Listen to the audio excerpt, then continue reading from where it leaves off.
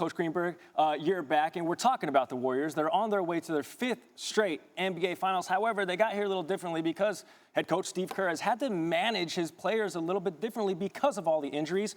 So how do you assess the job he's done this season? He's the best coach in the NBA. He's an incredible communicator. His ability to hold guys accountable. His ability to adjust on the fly. You know, is Boogie playing? Isn't he playing? He comes in the middle of the season. The number of injuries they had to deal with. Think about the Houston series. They weren't strength in numbers. They played a short bench, but then went to Portland. They opened up, and the most important thing is when he calls upon a guy, they are ready to play. That's a mutual respect. He's not a good coach. He's a great coach. Now, the guy on the other end, right, it's taken him 27 years to become an overnight sensation.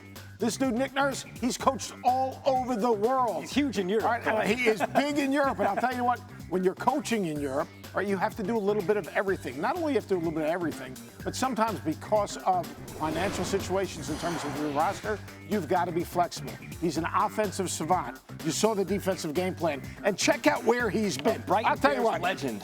Big and bright Bears, there's no doubt about it. You know, the London Towers, I mean, you got to understand the Manchester Giants. But by his journey, all right, you've got to understand with his journey, he's learned his turn. He's learned to be flexible. He's learned to be a good communicator. He's learned to kind of understand how to put guys in positions to play to their strengths. Because when you coach overseas, money's the biggest issue. If you don't have the money to sign the best players, you've got to figure out a way to win with the lineup you have.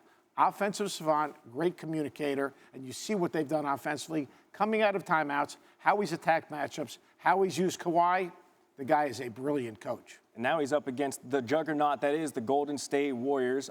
Kevin Durant averages nearly 41 points in the 2 matchups so far this season. Don't know necessarily if he's going to be good or not for Game 1. And a lot of people sort of writing the Raptors off because it is the Warriors. However, help us maybe change their mind and tell us why the Raptors might have a chance. Because Kawhi Leonard is playing like a Michael Jordan or Jordan-esque. Sure. His ability not only score, but to make others better. His poise, his patience, his understanding of playing winning basketball. He's got a championship pedigree. Draw 2 defenders, kick it out, trust in Gasol. That was Gasol's first basket. He didn't score in the first half. See the cutter, make the pass. Look how patient he is here. Drawing the 2 defenders. He puts his eyes on the rim. He makes the right play.